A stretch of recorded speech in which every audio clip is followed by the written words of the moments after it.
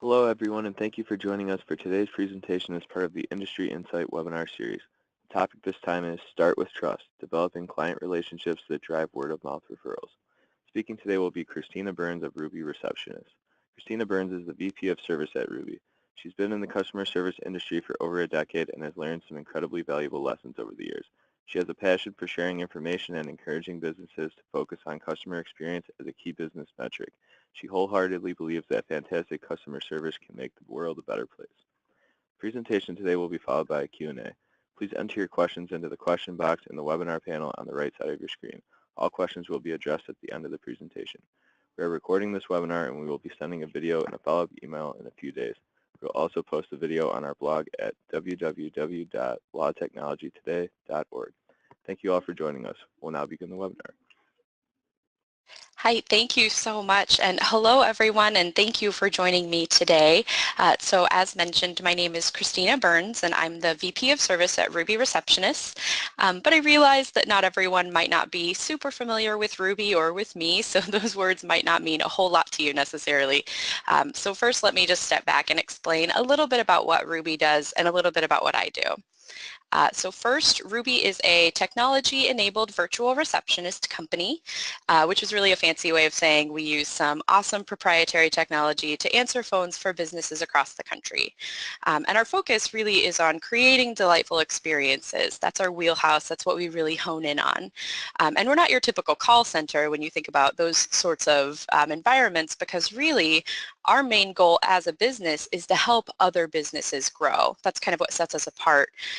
So we've mastered the art of first impressions, and we use those first impressions, those delightful experiences, to help small businesses grow by delivering those experiences to their customers on their behalf. And it just so happens that law firms and solo attorneys make up roughly half of our customer base. So we've gotten particularly familiar with how we help folks in the legal industry especially be successful in growing their businesses. And I mentioned that I'm the VP of Service, which effectively means that customer experience is my main priority. It's my wheelhouse. It's what really gets me jazzed. And from my seat in that role, I have a great view into not only what makes Ruby successful, but how we've helped those other businesses be successful too. So I've kind of gotten to figure out what those nuts and bolts are, extrapolate them, how we harness the power of those great customer experiences to really affect business growth. And that's really what I want to share today, kind of the secret recipe, if you will, to Ruby's success, and ultimately a guide to creating delightful experiences and doing so consistently. And so to do that, we're going to be looking at the why, what, and how. So I'll start by sharing the why behind focusing on client relationships. Then we'll dive into the what. What does it look like? What are those top 3 priorities to focus on with your clients? And then we'll start diving into the how. That's when we get into the good stuff. We start looking at the Ruby service pyramid, and I'll also share with you some tools for creating your own as well. So let's start by looking at that why, and I promise not to bore you with too many statistics. I'm sure you guys have heard quite a few of these, but I just love pointing these out, that 46% of Americans will ask a family member or friend for a referral when looking for an attorney. Even today in this digital, millennial, Google everything age, folks still really want to talk to someone who's worked with an attorney before hiring them. They want that extra human assurance, that real life story of experience. And similarly, 65% of consumers report that reputation, ratings, and reviews have a significant influence on their hiring decision, especially when it comes to an attorney. Which is why it's a little painful to read that 42% of the time it takes 3 or more days for most law firms to return calls or respond to emails. Even from prospective clients, 3 or more days. So think about the reputation you're establishing in those very first interactions if your prospective client doesn't even hear back from you for 3 days after leaving a voicemail. So the takeaway with those, quick blurbs, those quick statistics is, of course, that if you want to attract clients, if you want to grow your firm, your reputation matters, and it matters a lot. I'm sure I'm not surprising anyone by pointing that out. But really what I'm getting at is, hey, go out and get a great reputation. That's not an easy task, right? That's not something you can just mark off your to-do list. Where the heck do you even start? It's kind of overwhelming. But you are in luck because I have a secret. It's not really a secret because I'm sharing it with you today, but it's the secret for turning your clients into raving fans, the kind that consistently refer business your way over and over and over again. And I learned it from Ruby, where word of mouth referrals have literally always been our #1 source of business. Throughout all of our years in business, word of mouth referrals have remained our most consistent source of new business. And what Ruby does differently here, and what ultimately drives that word of mouth success, is our focus on relationships. So what we've found is that when we can make our customers feel like a part of our team, like we're really connected, they're really partnered with us, they not only stick around longer, but they tell everyone they possibly can about us. So it's win-win. So there's the why, really. Focusing on relationships is how you drive client referrals. That's why you should focus on that. It's how you make your clients your biggest fans and your biggest marketers. So that's the why. We don't need to get into that too much, but let's start looking at the what, because that's where we start getting into some good stuff. And we're really talking about relationships here. And I know that might be kind of a tough switch to make when you're thinking about clients. So let's kind of mentally step away from clients for just a moment and actually think about personal relationships. What's consistent in your best relationships? What do they have in common? Kind of just think about that for a second. What kind of floats in your head when you think about those great relationships? You're probably thinking about communication. You might even be thinking about attraction or chemistry, honesty, love. Those are pretty common in some great relationships. But I'll bet a lot of you, most of you even, thought about trust. There's a lot of trust in our best relationships. And speaking of great relationships, I want to take just a second to talk about dogs. I can't help it, I love dogs. But truly, some of our best relationships are with dogs, right? Or am I the only one who feels that way? I can't possibly be the only one who has an embarrassing amount of affection for their dog. But I do really like thinking about this.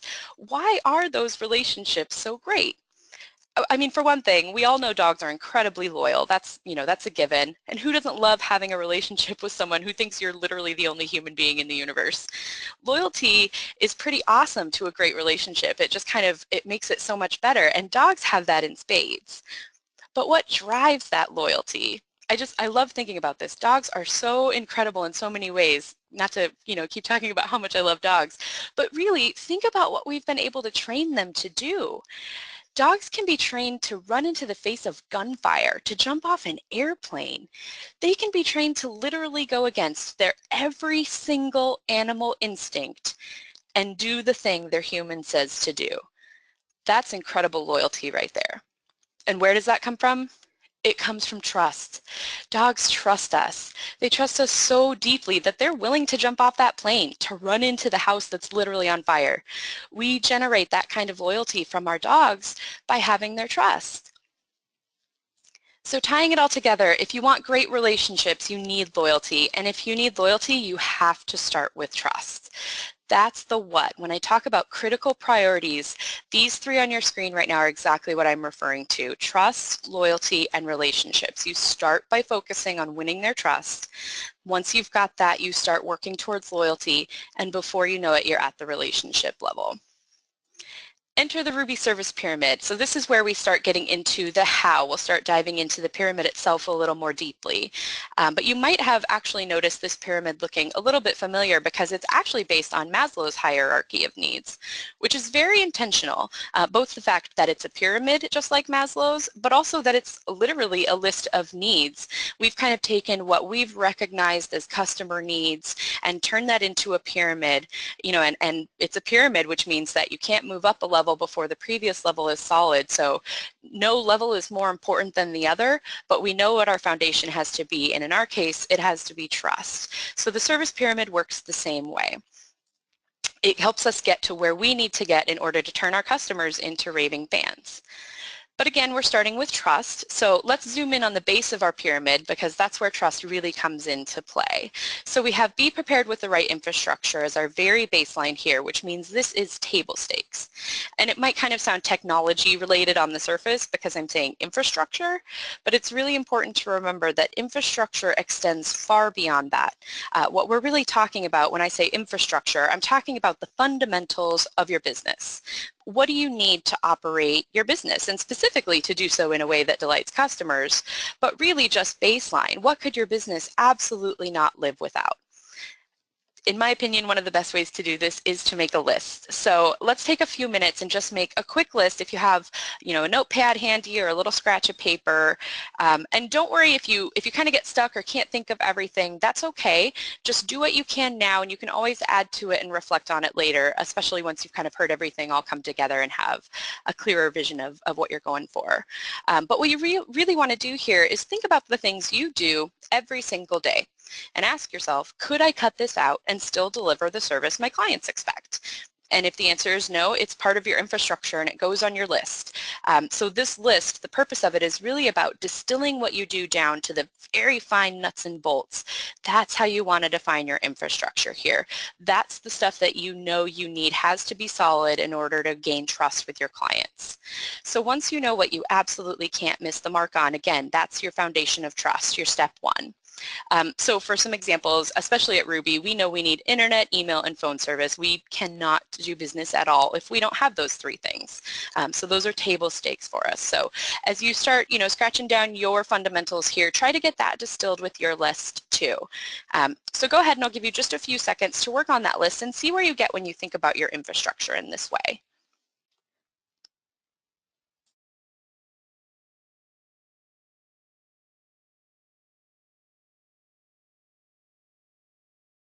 So we won't spend too much time on that, but again, feel free to go back and reflect on it and add to it as you keep thinking about the very fundamentals of your business. Because it's so rare that we actually sit down and take the time to inventory our fundamentals, but I think it's really important because the items on that list, whether you realize it or not, are all playing into the trust you're earning with your clients. If you see anything on that list that makes you kind of grimace, so say internet is on your list and you know that you have the slowest internet you can possibly buy. That's a sign that you need to pay attention to that infrastructure. So as you're going through that list of fundamentals, keep in mind that those are your baseline, your table stakes. So if anything sends up red flags for you, that's a sign that before you do anything else, you really need to hone in on those and get them where they need to be. So that's a little bit about infrastructure and how that plays into trust, but let's keep moving up to do what we say we'll do. That one's a little bit more self-explanatory because it really means living up to your commitments, right? So if you've scheduled an appointment, make sure you don't miss it. If you've promised to put something in the mail, put it in the mail right away so you're sure not to forget. Basically, if you've made a commitment to a client, you absolutely must live up to it, because if you don't, you're immediately damaging trust. And that's your whole foundation. Again, we don't want the foundation to crack. We want that to be really solid. So here's kind of an example at Ruby of how these two together make up the foundation of service. So at Ruby, we have a service promise to answer 100% of calls live during business hours. So for infrastructure, we need a phone system, of course. We need software for receptionists to use. We also need receptionists themselves. So these are all part of our infrastructure. We're promising our customers to be solid on these things consistently. So then we use that infrastructure to move up the pyramid and do what we say we'll do to fulfill that service promise of answering 100% of our calls live. So in a nutshell, infrastructure makes the service delivery possible in the first place, and doing what we say we'll do means reliably delivering it. Those two together are critical to trust, and that's exactly why they're our foundation. So as you're reflecting on your own infrastructure and the foundation of your pyramid, think about it in that context. Because if you're creating your own pyramid, it's not going to look exactly like Ruby's, but you want to make sure that no matter what you're doing, no matter what you have as your foundation, that it's getting you to a place of trust, of earning trust with your clients. So think about it in that context. And the next two spots on the pyramid are where we start getting into loyalty. So this is where some of the fun stuff starts to come into play. So our foundation of trust is solid, and we want to start generating some loyalty with our customers. It's really important to note that these don't come first, and that's very intentional. If you are familiar with Ruby at all, you might kind of expect foster happiness to be more of a focus. it's kind of just our thing. We're really into happiness around here, and we do want happy customers. That's incredibly important to us, but we know that we cannot focus there until we have their trust. If I send a birthday card to a customer who's still waiting on me to resolve an issue for them I was supposed to resolve 3 days ago, I'm not going to make them happy. I'm going to make them mad. That's why the Ruby service pyramid is a pyramid. Again, each level depends on the level before it being solid. So that's really important to remember, especially in the loyalty level, because this level, again, is where stuff gets a little more fun. So there's kind of an inclination to focus here because it tends to be low-hanging fruit. And again, just be kind of that fun, pizzazzy stuff. But don't focus here until you've got that trust really solid. And actually, one of the things that I do like about this level is that this is where touch points start to come into play in a really big way. And by touch points, I really mean every single opportunity your clients have to interact with your firm. So every interaction is an opportunity for you to either deliver on the trust you've built and use that trust to start earning some loyalty, or damage the trust and move backwards, which is, of course, what you don't want to do. But touch points are kind of tricky to think about too, because there are a lot of them, and it's really hard to know which are the most important, which ones you should be focusing on. So again, I'm sorry, I love lists. The best thing to do here is to just sit down and make a list, kind of take an inventory of your client touch points. You'll want to list things like your email communication, phone calls, both with yourself and your staff, even your hold music.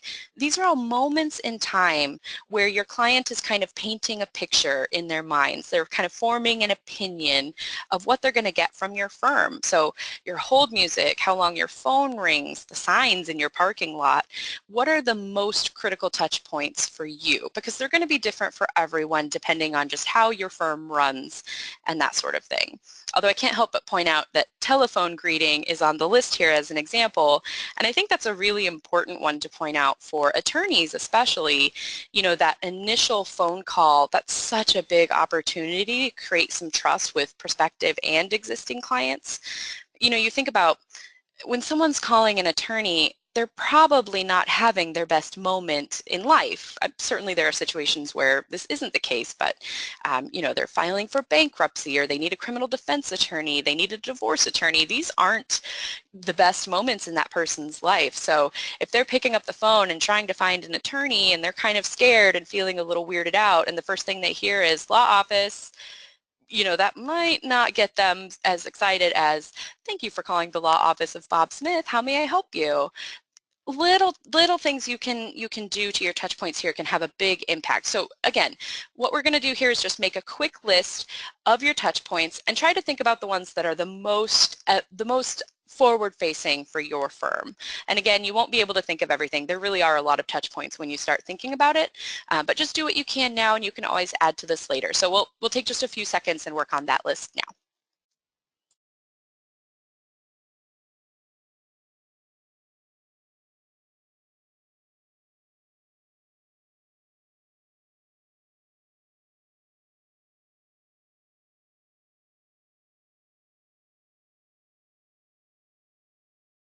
Okay, so again, you won't be able to complete your whole list now, but feel free to add to it as you go, as you start thinking about those touch points, or maybe even as, you know, you're just kind of going about your day and recognizing those touch points.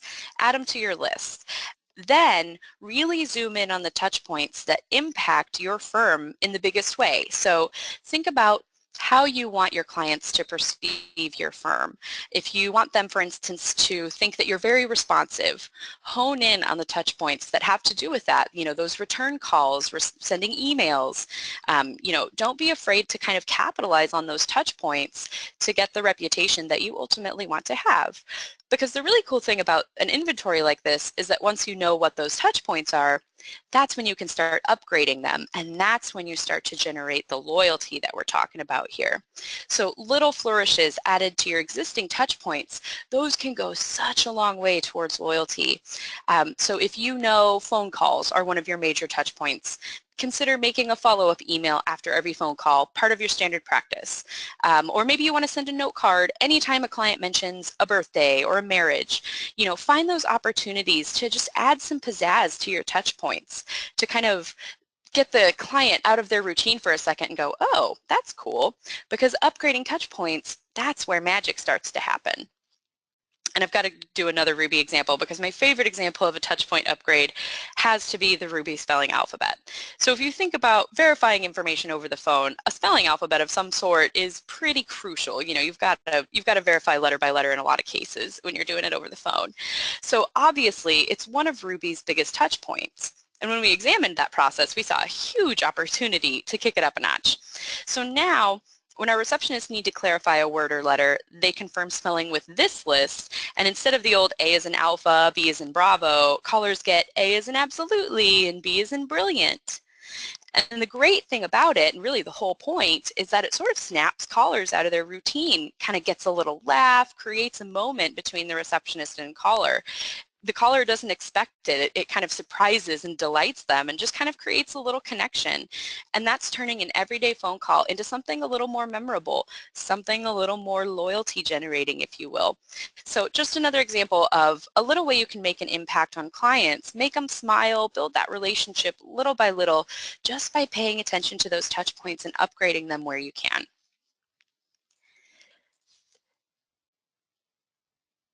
Speaking of touch points, I can't talk about these without mentioning handwritten note cards. And these may or may not already be one of your touch points, but handwritten notes are such a great habit for any business to adopt. I mean, talk about surprising and delighting and low-hanging fruit. This is a great example of that, especially for attorneys. Clients just don't expect to receive a handwritten note card from an attorney after meeting with them. You know, that would really set them out of their routine and get that loyalty instantly generated just by that, oh my gosh, my attorney sent me a note card. You know, they're so fun, they're so sweet, and really easy to do, so it's kind of silly not to. So my advice, don't miss such a big opportunity to create some delight and generate some loyalty. Grab a stock of cute cards, keep them at your desk, and start using them. Your clients will love it. But now let's get back to the pyramid, because now we're moving up to the top, which is where stuff gets really fun, because here we have give them what they don't even know they want and make meaningful connections. So this is the relationship level. This is where you kind of take what you've learned in building all those little connections with your clients and use them to create those wow-worthy experiences. And really, this is all about not being afraid to see your clients as friends. You want to think in kind of a relationship-focused way. That's appropriate, of course, but really don't be afraid to connect with your clients. Ask them questions and find ways to connect on a personal level. And then for real fireworks, work those connections back into your touch points. So now you're not only sending a note card saying, it was lovely meeting with you today, but you're also saying, good luck with all that yard work this weekend. Here's a pair of gardening gloves to help you get through it. And just like that, the client is grinning from ear to ear, feeling cared about and connected in a really meaningful way. So listen for those cues in your conversations, and then don't be afraid to pounce on them as opportunities to connect. That's how you get to the very top of the pyramid here. And at Ruby, it's really important for us to balance all of this with people and process. So we kind of had to include a little add-on on our pyramid, and it just worked out that it happened to form the adorable Ruby branded phone. But again, kind of just pointing out that the format of your pyramid doesn't necessarily have to be a strict pyramid. You can play with it a little bit depending on your needs. And for Ruby, this is our reminder that we're always balancing autonomy and process, autonomy and systems, if you will. So we recognize the importance of both. We have turned the dial back and forth in many directions throughout the years. We know that too much autonomy can be a complete disaster. But on the flip side, if we don't offer enough freedom, we know that staff is resistant to participate. It feels like a chore to them. So we want them to want to connect with our customers. So that's why for us, it was really essential to include this as part of our pyramid and kind of remind us to strike a balance always between our people and our processes. And so that's what we're reminding of ourselves here.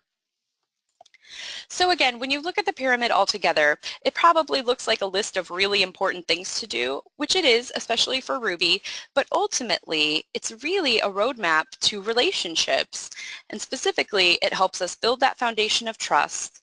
We use that trust to generate loyalty, and then we create real connections and relationships with our customers, because that's the ultimate goal. And if really if I could only leave one piece of wisdom in this whole presentation, I think that would just be it, that the relationships you have with your clients will directly impact your success. So don't be afraid to use your list that you created today focus in on what's important on those fundamentals and those touch points and start using those to create a pyramid for yourself. This is something that you'll want to spend some time on, so we won't do it here, but think about what your pyramid should look like and start creating it. Define each level while making sure, again, to start with trust, move up to loyalty, and ultimately focus on relationships. What does that need to look like for your business? And then once you've figured those out, start listing accountabilities for each one, because then you can hold yourself accountable. And I actually thought it might be helpful to look at a few examples that I've seen other folks create in the past, because again, your pyramid won't look exactly like Ruby's. It might look a little more like this. So more of a list of action items, but again, you'll notice that they've got a foundation of trust, they move up to loyalty, and then they're building relationships. So they're still following that trust, loyalty, relationships. Same thing here, and again, this one's only 3 levels, so you don't necessarily have to have the same number of levels. You can play around with that formatting as long as you're starting with trust, which we see here, act with integrity, moving up to loyalty, and then building relationships. If you're following those steps, you will get what you're going for. And here's one last example, and I actually love this example quite a bit because it's a little different. Not so much action items, which is what we tend to see in these pyramids, more of reminders of how they want to be perceived. So they've done a great job here of asking, what do I want that reputation to be? And they've turned it into a pyramid. So I love that. So don't be afraid to play around with that pyramid a little bit, figure out what you need to focus on, what's going to generate the most trust for your clients in your firm, what's going to inspire that loyalty, and what's going to ultimately engender those relationships. That's what you're going for, because that's how you turn them into raving fans and your biggest marketers. So keep those relationships in your direct line of sight at all times. If once you've built that pyramid, don't be afraid to put it in your office too, so your clients know that you're holding yourself accountable to that. The Ruby Service Pyramid, if you ever come by one of our offices, it's all over the place. We want people to know that this is something we hold ourselves accountable to. So don't be afraid to share it both with your staff and your clients.